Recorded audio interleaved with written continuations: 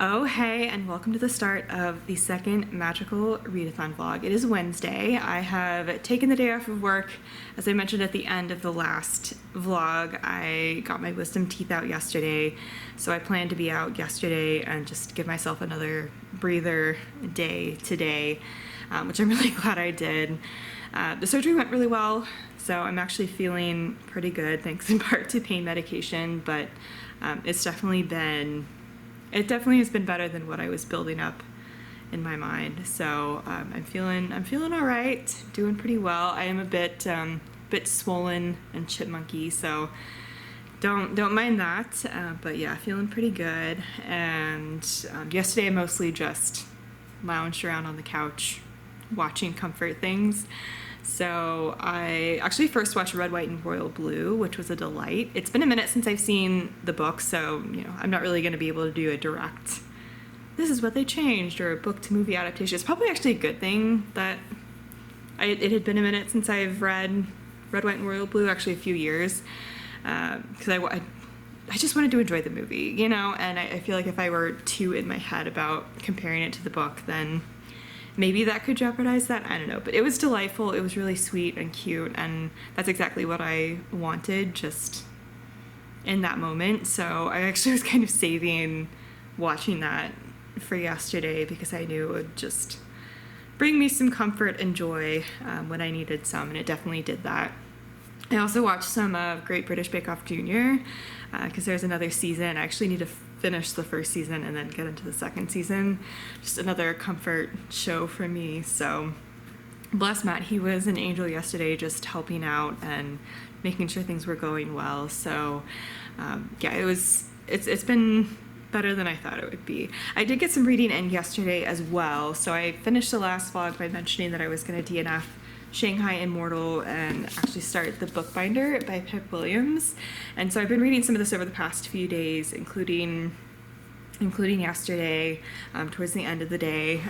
So this has been amazing. I love this one. So this is a book set in the world of the Dictionary of Lost Words, which was Pip Williams' debut novel, and I adored that one. I think I'm liking this one like just an ever slight smidge less than that one, but that does not mean at all that this has been a disappointing book or anything, or that I'm not enjoying it.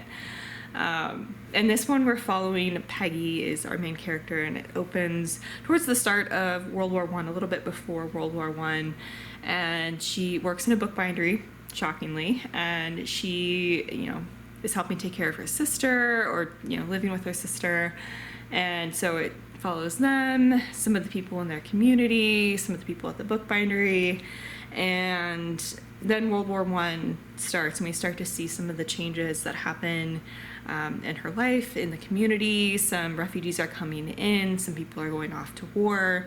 She is starting to volunteer to read some to wounded soldiers and just kind of becoming more involved in the community. So we're learning more about how the war affected people who weren't on the front lines, but still, very much were affected by the war in so many different ways, whether it's losing friends and loved ones or seeing the devastation, even if it isn't on the front lines, you're still seeing the devastation as people are either coming back or, struggling. She's also receiving letters from someone that we knew in the first book, who is a nurse on the front lines and is talking about her experiences. So we're learning some that way as well.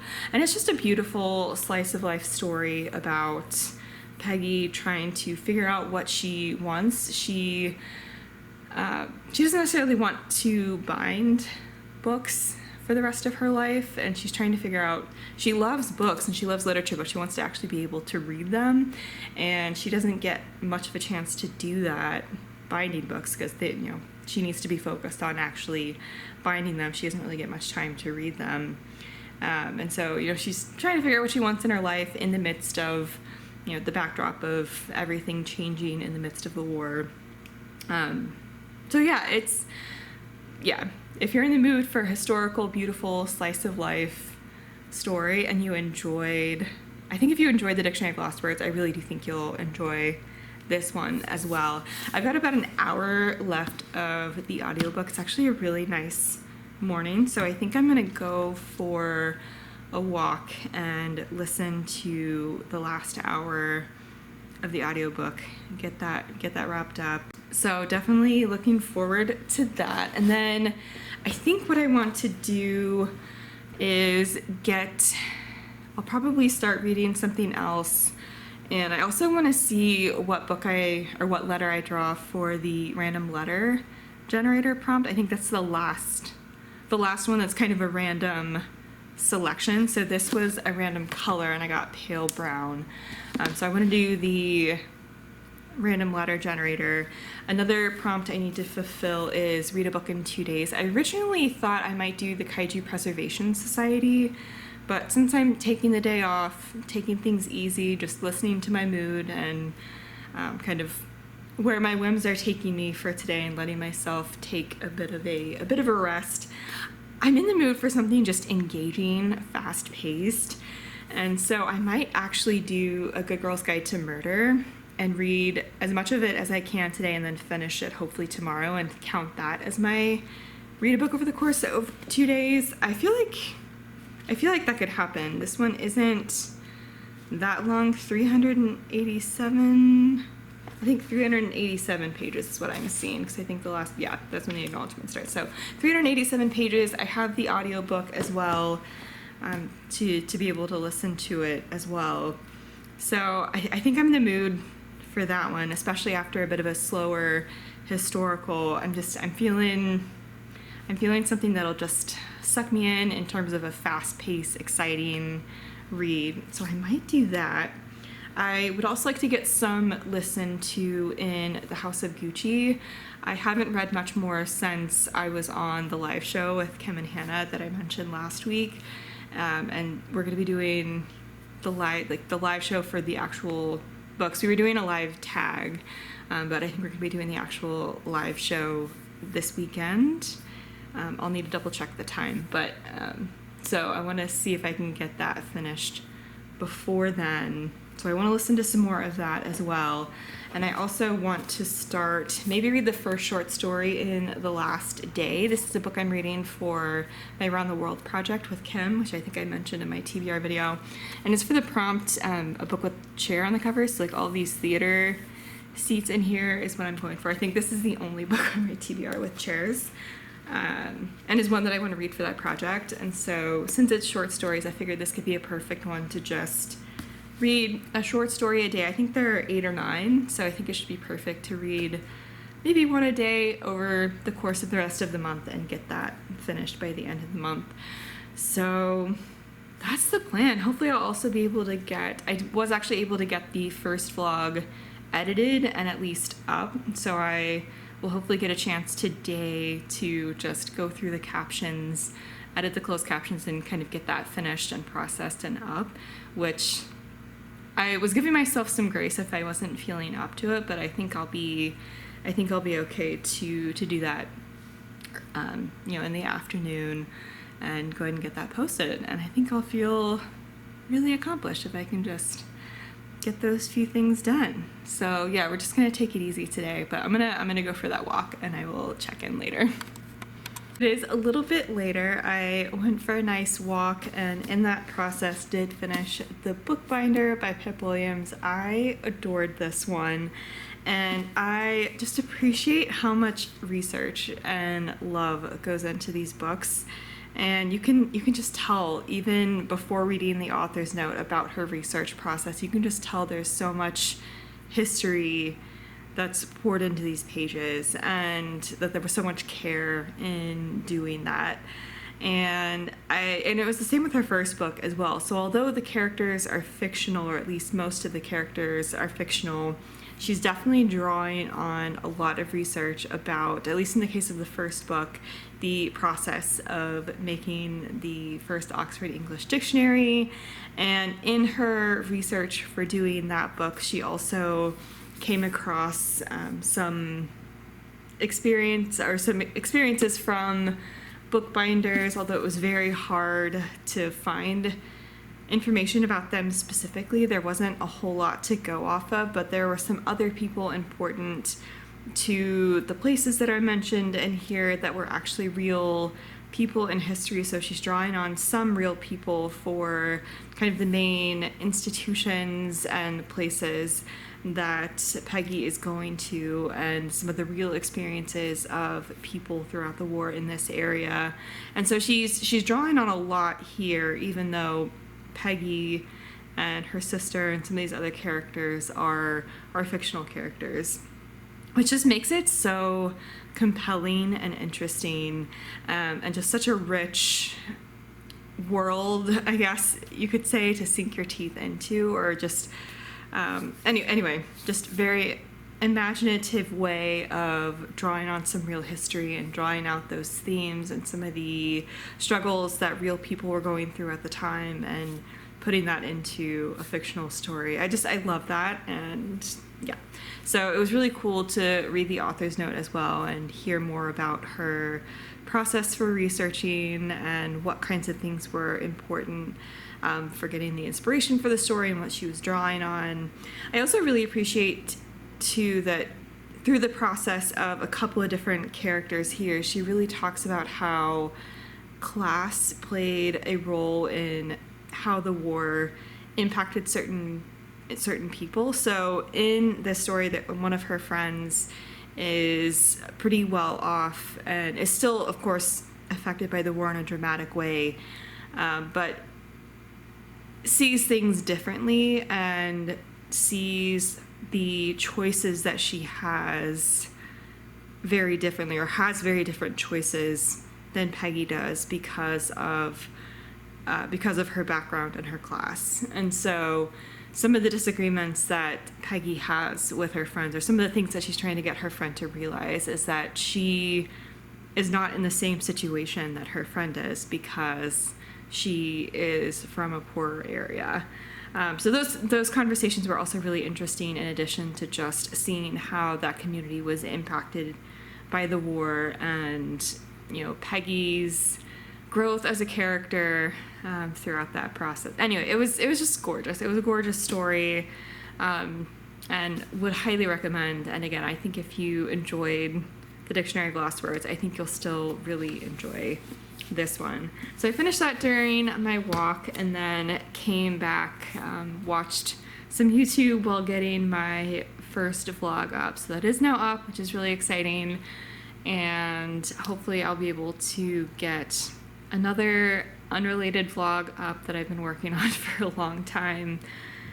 So hopefully I'll be able to get that up. But I did then start to read. I also had some lunch, but I then did start to read A Good Girl's Guide to Murder by Holly Jackson, and I am 75 or so pages in. I'm on chapter 9 and already very intrigued. I think the writing is super compelling. I think Pip is a super interesting character, and yeah, I'm just pretty sucked into her investigation so far. And it's kind of cool because it's, her narrative of just, what she's doing in her day-to-day life with the investigation, but also the notes that she's keeping for her senior project. This is a senior project that she's embarking on to investigate the murder of someone in her town that was blamed on her boyfriend, who a couple of days after the murder committed suicide.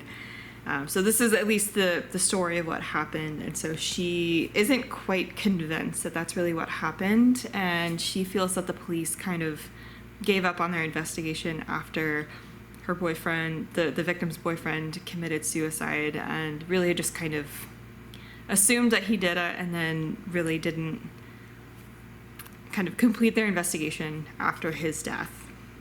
And so she is just trying to figure out more about what happened, start to talk to people, see if she can kind of fill in the gaps. And is this something that someone would actually do for a senior project in high school at the age of 17, 18 years old? Like, probably not, but it is super interesting. And I'm just, as I said, really compelled by the writing so far. The audiobook is also really great, so I'm listening to the audiobook as well, and I think the audiobook is super cool because it is one primary narrator, but for example, some of the interviews she does and some of the notes that she has where she's transcribing some of these interviews the audiobook, like she will be the main narrator, but they'll also bring in other people to play the other person that she's interviewing, and so it's kind of like the recording is playing on her phone, and that's kind of how the audiobook is doing it, which is pretty cool. There's been one map as kind of a diagram so far, so it's actually nice to have a physical copy too, just to be able to follow along and look at stuff like that. So it's been interesting so far, so I'm just going to keep reading and have maybe a bit more food to eat. I really am only eating bits at a time, and so I'm having a bunch of smaller meals throughout the day, just being on a liquid diet for a handful of days after getting my wisdom teeth out. So yeah, I'm probably going to eat a bit more and then continue reading. There is a little bit of adulting I need to do, so I need to do that as well. But anyway, yeah, I'll check in later. Oh, hi, hey, it is Friday afternoon. I have finished A Good Girl's Guide to Murder. Finished that last night, so I finished it in a day and a half, so I fulfilled the prompt to read it in 2 days. Go me. So I'm continuing House of Gucci for Pet Pick. I read the first short story last night of The Last Day for the prompt to read a book with a chair on the cover. So the final prompt I need to figure out a book for is Random Letter Generator. So let's go to a random letter. Okay, so that's what just came up. Okay, M. Let me see if I'm going based on my physical TBR, the fiction on my physical TBR that's right here. I really want to get this in particular down, so I'm going to try to find something here for these. I don't think I have anything that starts with M, so let's try again. I. Okay, let's see if I will work. Ooh, I will work. Okay, give me 1 second. It's gonna be Inkblood Sister Scribe. So very excited about this. This is by Emma Torres, and it is a fantasy that I've been super excited about. Involves some sort of magical library, and that's all you need to say to get me interested. So the random letter generator was very kind to me on the second attempt. So that'll be my next book for this prompt. And yeah, I'll check in later and talk more about A Good Girl's Guide to Murder, but I need to get back to work, so bye. So it is Sunday morning, the 27th of August. I can only very briefly check in on Friday because I wanted to pick my next book, but I can do a more complete check-in now. So I have not finished talking about A Good Girl's Guide to Murder by Holly Jackson. I had so much fun with this one. As I said, you need to completely suspend some disbelief about the basic premise. Would a 17-year-old be solving a murder for a senior in high school capstone project? Absolutely not. But if you can just accept that as the premise, and of course there are also a lot of conveniences along the way. She gets away with certain things, or if she does get caught with certain things, then of course she has some leverage that she's able to use to get out of whatever consequences you think should happen for being caught in that scenario. But it was so entertaining that I didn't care about either of those things. I was just letting Holly Jackson take me for a ride here, and it was just so fun. It was engaging. I really enjoyed the writing, and it was just fun to follow. It was just fun to follow Pip as she was thinking through things, talking to people, finding out little bits of information that kind of changed things and had some little twists and turns along the way. So it was a lot of fun. The audiobook, super fantastic. So if you're an audiobook fan, would highly recommend. There were a few things in here too that were fun to follow along with physically that are kind of in a cool format as she's making a murder board, figuring some things out. So I enjoyed the dual experience here of the physical and the audio.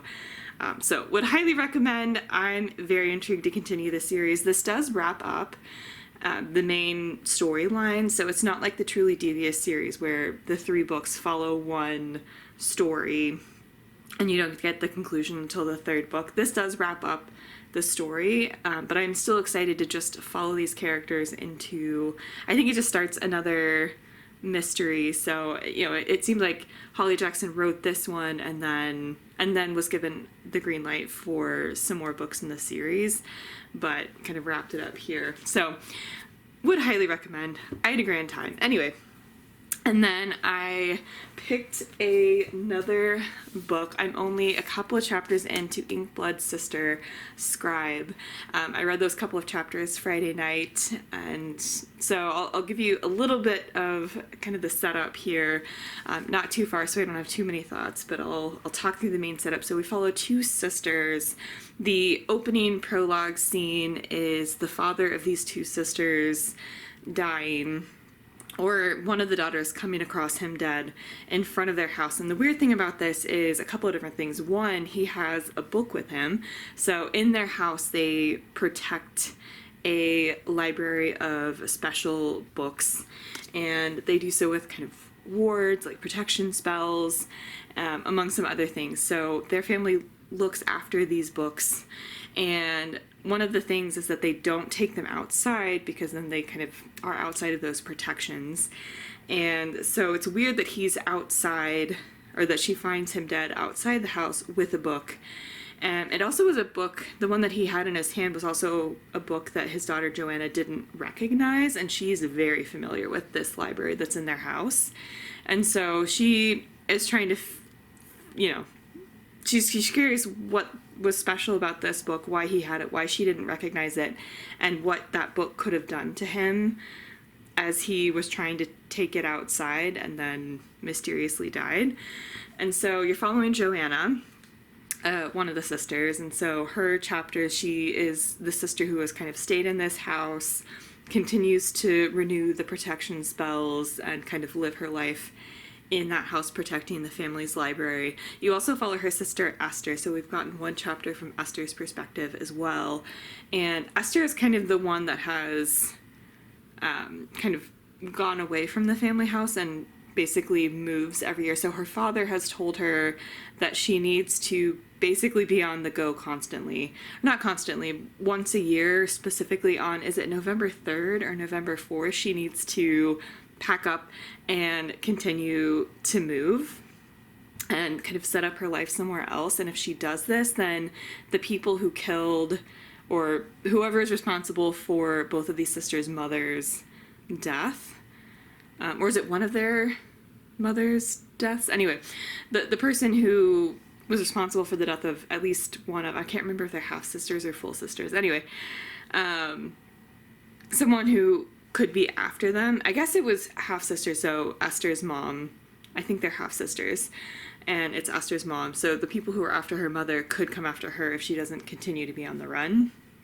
And so her opening chapter is her in Antarctica. She's accepted a position to be an electrician at kind of a scientific base camp in Antarctica, so super remote. And she anticipated just staying there for a year and then kind of moving on as planned, but she has fallen for someone at this camp, and so it has passed the date where she was supposed to pick up and move.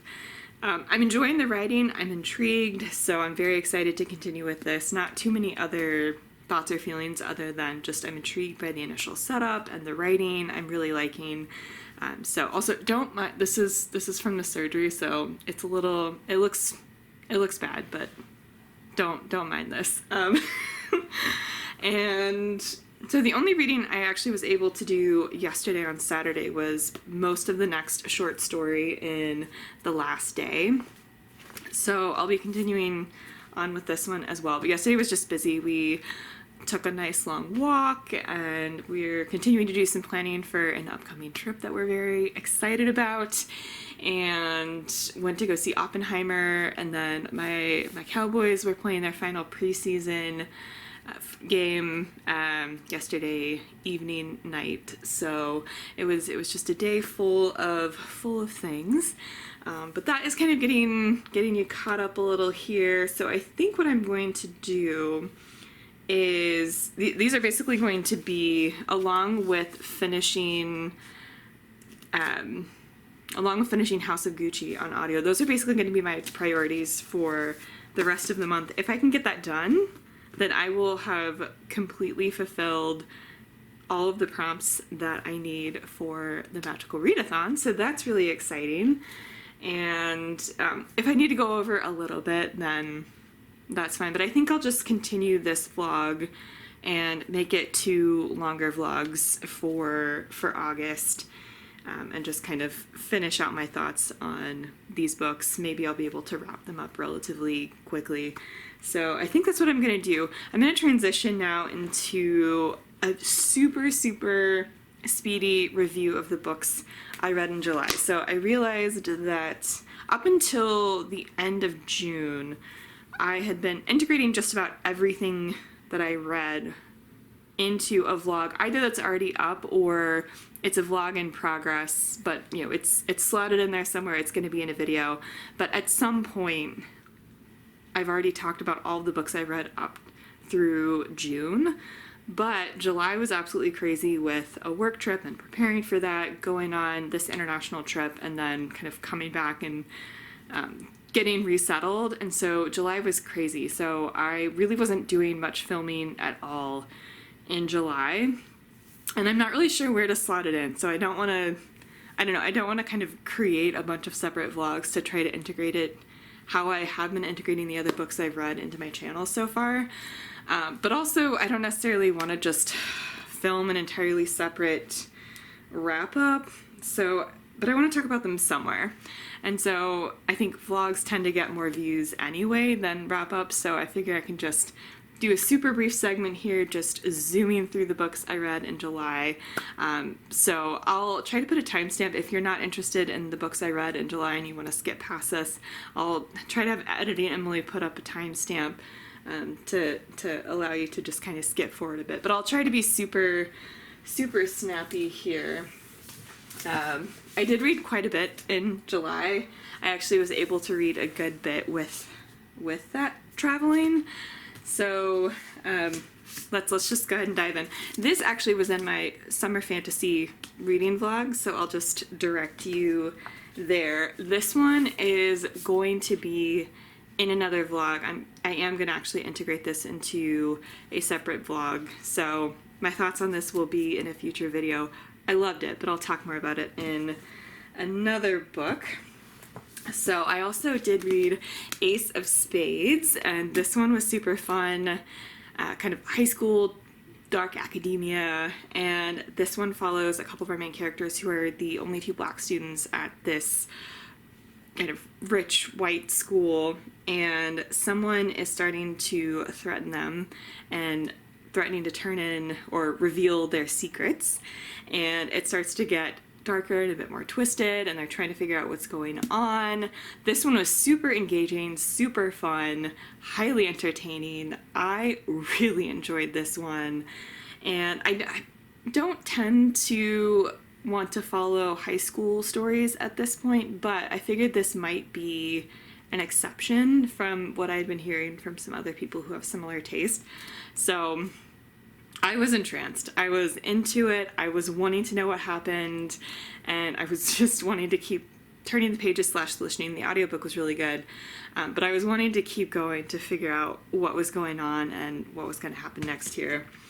So that one was a lot of fun.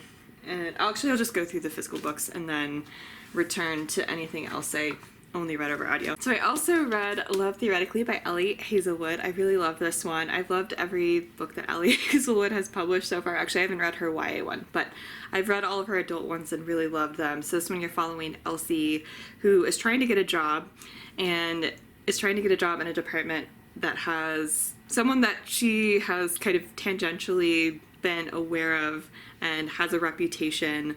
They're in different branches of physics that have not gotten along, and yeah, there's been some tension there. So there are some misunderstandings, but she is trying to get this job, and in in that effort gets to know him more, gets to understand where he was coming from, and they end up falling in love. And I really enjoyed this one. I love Ali Hazelwood's writing.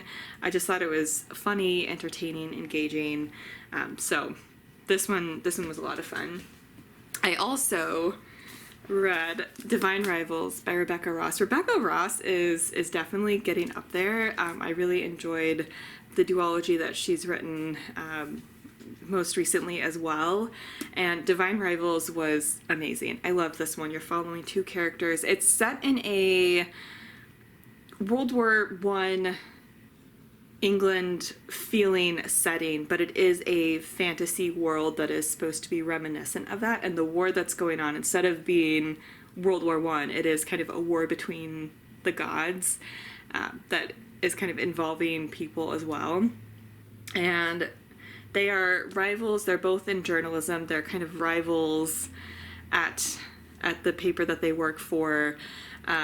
She ends up going off to be a war correspondent, and there are two typewriters that they happen to have one each of, and through these typewriters they have a magical connection and they're able to talk to each other. She doesn't realize it's him, but he does start to realize that it's her, and they start falling for each other. And the writing, super gorgeous, the world just really entrancing, and I loved every second of this one. I loved the letters that they wrote. I just thought the writing about their experiences was really emotional, and I was invested. So I also read Fake It Till You Bake It, and this follows a football player who owns a cupcake shop, which was super fun. And she was on a reality TV romance and kind of rejected the person that everyone was rooting for. So America basically hates her, and she needs a job and kind of needs another opportunity and to kind of change things up. She ends up working at this cupcake shop, and they end up falling in love. It was super cute. It was just a good time.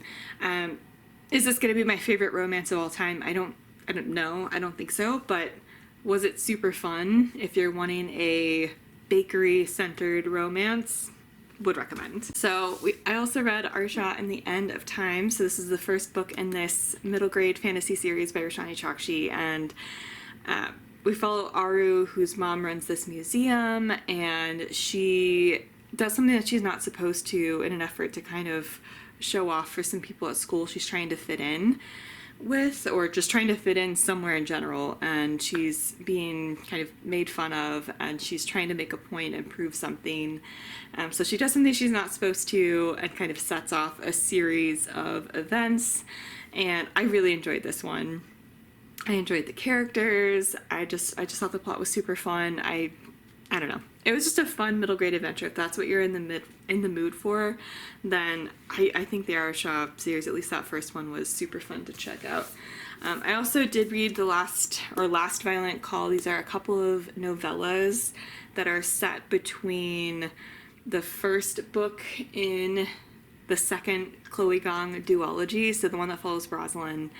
And so this is two short stories set in between the one that has already come out and the one that either just recently came out or is about to come out, Foul Heart Huntsman.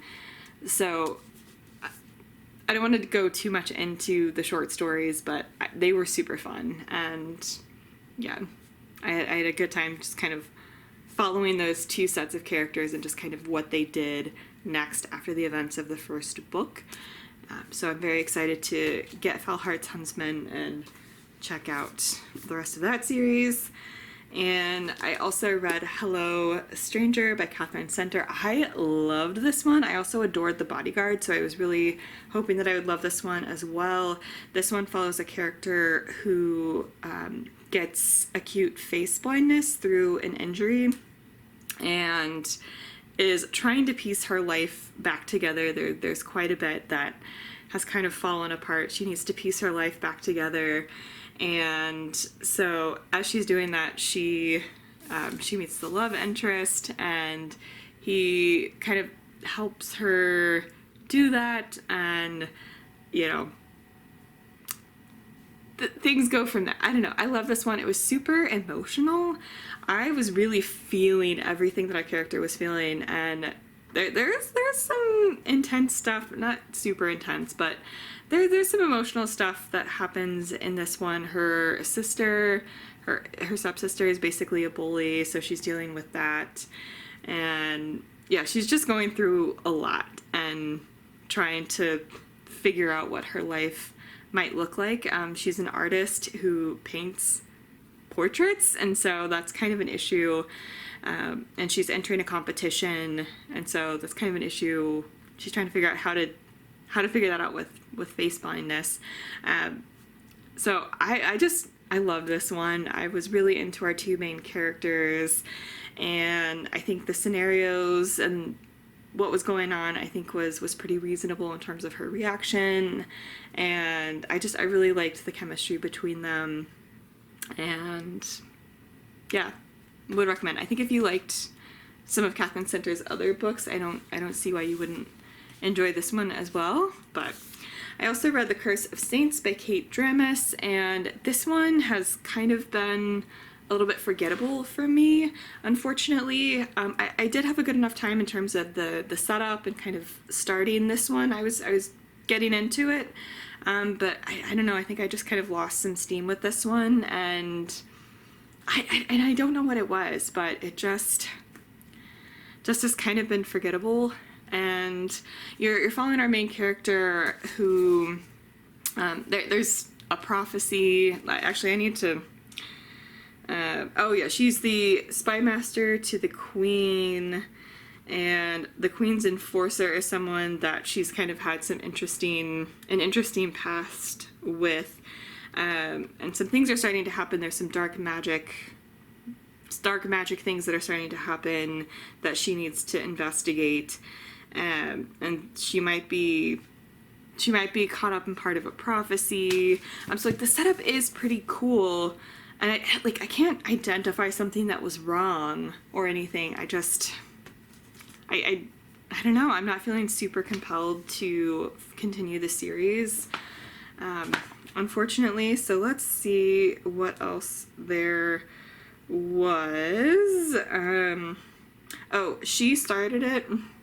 This one is a thriller that it takes place on an island, so I wanted to read it in the summer. And some friends are called back together. There's a bachelorette party that's going to be happening, and so some friends, I think it's 4 or 5 friends are reunited, but the bride, they haven't actually spoken to her in a long time, and they didn't have a good relationship towards the end of when they last knew each other. There was a lot of stuff that went down that we don't really know exactly what happened, but it's clear that they're very confused about why she would invite them to a bachelorette weekend on an island. And so they're suspicious, but she's offering to pay for them to go on an island holiday, so they all agree. And of course she has other plans and other ideas for what should happen over the weekend, potentially to get revenge for what happened earlier. And so you're following a past timeline, exploring the events of what happened, and then in the present day, the games that she's playing with them to get revenge. Anyway, super entertaining. I had a really great time listening to that one. I also read Fashionopolis, but I'll be talking about that in a live show with the X Book Club. We did need to postpone it, so we'll let everyone know when there's a date for that one.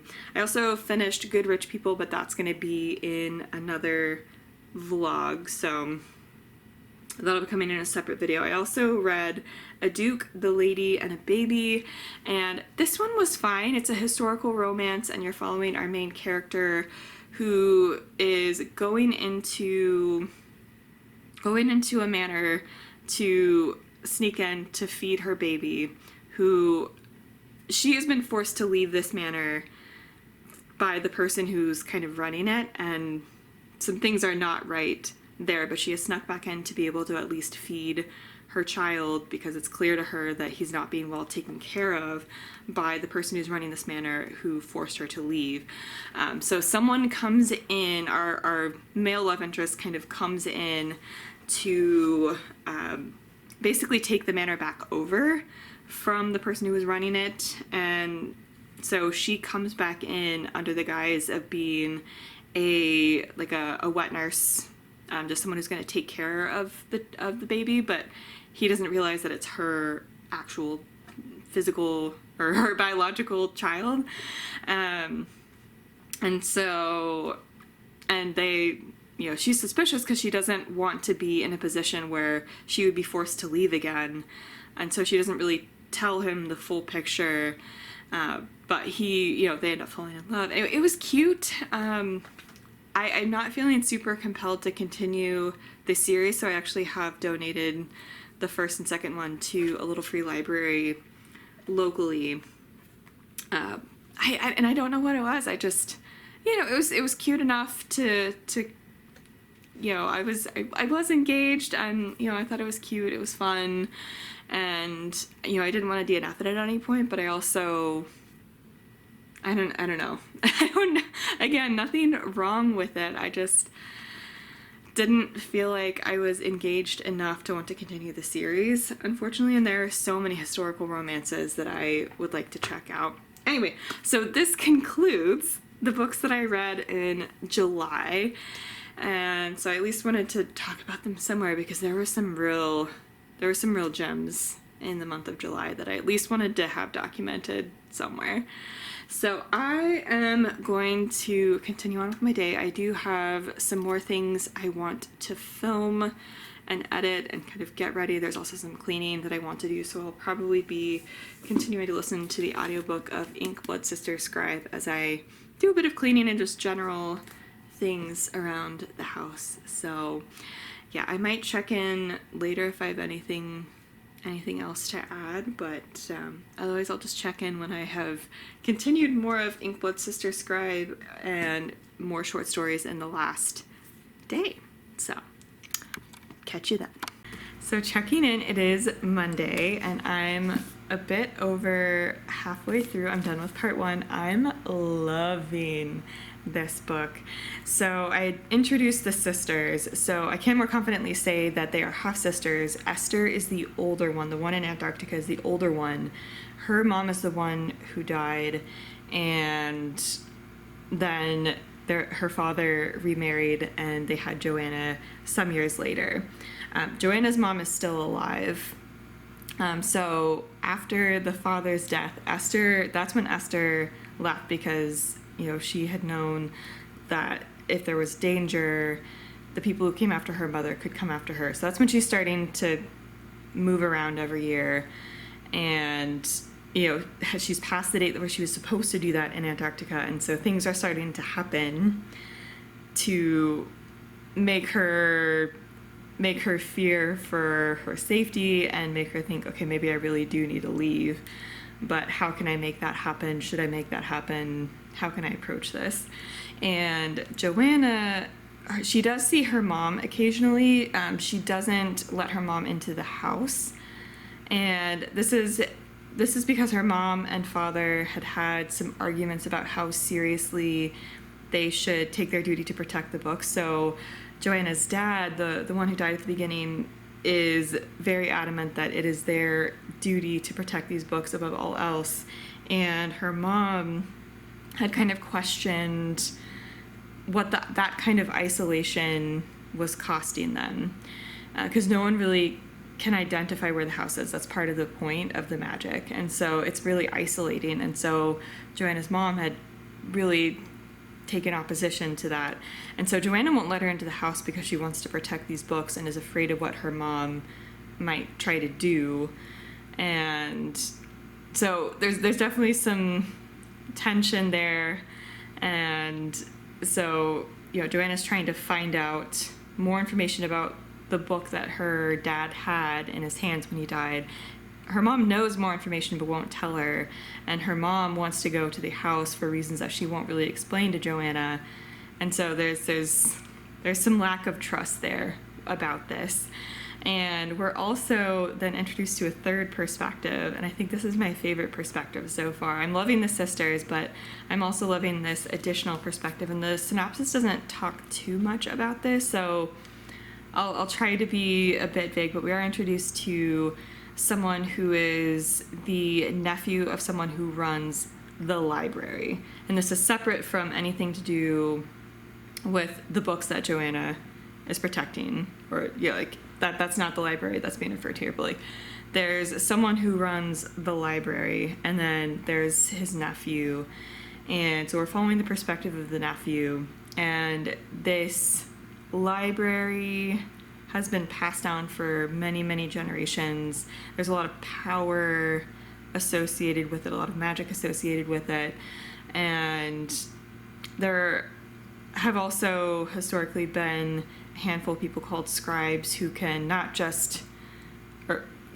use the magic of the books, but actually write the books themselves that can contain magic. Anyway, blood is very much involved in the magic in this, and the books are, the ink that is used to write these books is in part the blood of the scribes who are writing them. Anyway, so we're also following his perspective, and he's also under threat and trying to figure out what's going on. A lot of people over time have been trying to get access to some information from the library. That information is very tightly controlled, or there's a lot to that, and sometimes they'll even make commissions to write certain books, which is really the whole setup and the way the magic works with this library and the books and the scribes and the history there is one of the coolest parts to me.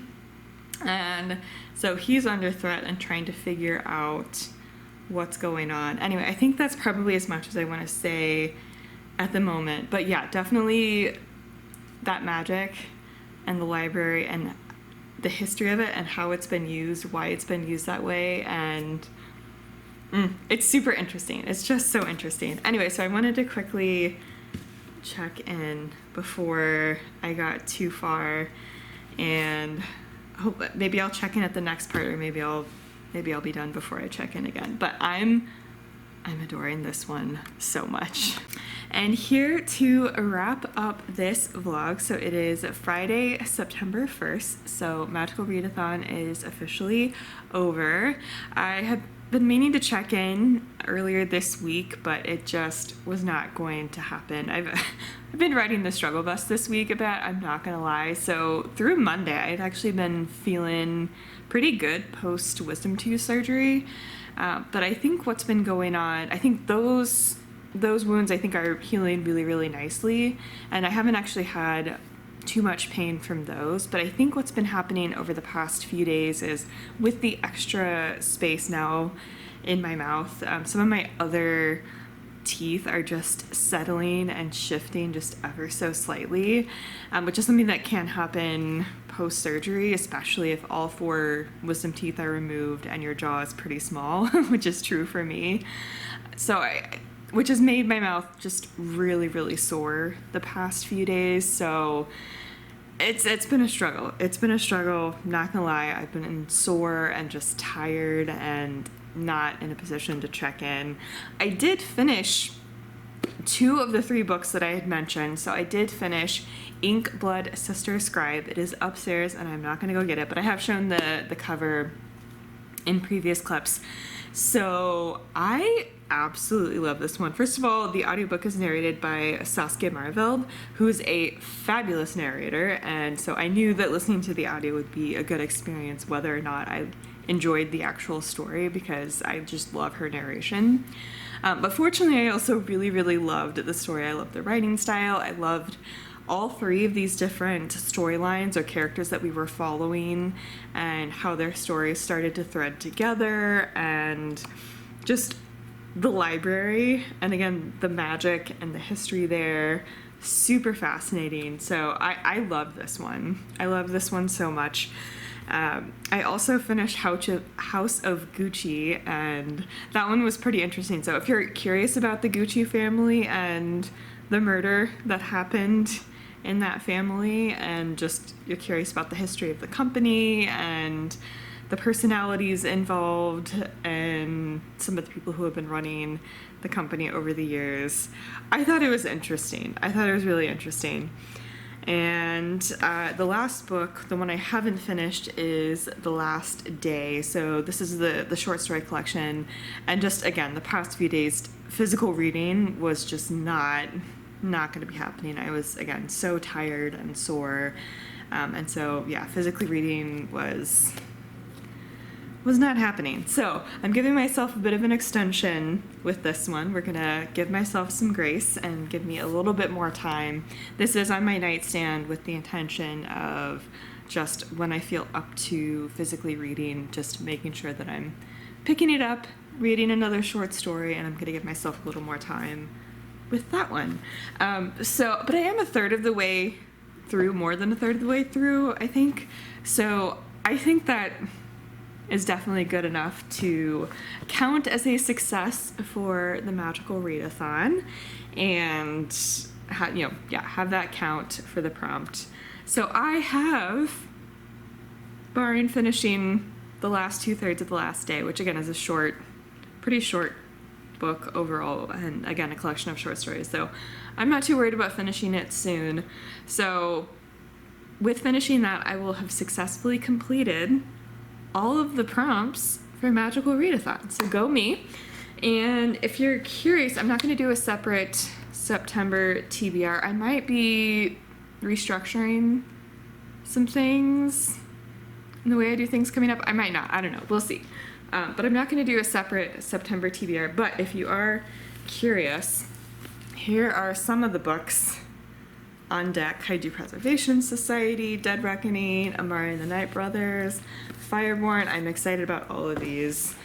And the two Brandon Sanderson releases that are part of his special projects. I also have some fairy loots that are on deck. So the ones we burned, Forged by Blood, I'll be working on. I also have Threads That Bind that should be on its way to me. My YA box in July got lost in the mail, so I contacted their team and they graciously sent me another one because it just got lost in the mail, and so another one is on the way.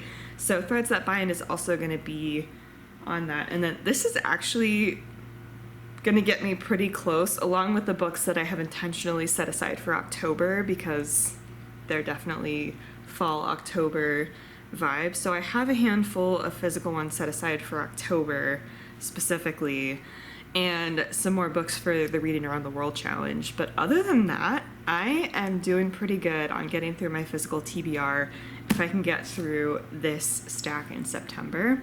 I do have some other series that I want to be careful about how many series I'm starting and not finishing, so I'm okay putting those on hold for now for some of the other series that are on my physical TBR. But really, after that, I will be in really good shape with my physical TBR, and I will be feeling pretty good about that. But yeah, I'm actually excited about all of the things that I have on deck remaining for September on my physical TBR. So we'll see how this goes. I'm going to be integrating these into some vlogs that I've already started. So these will be kind of integrated into some other things, the way I've been integrating things into vlogs this year.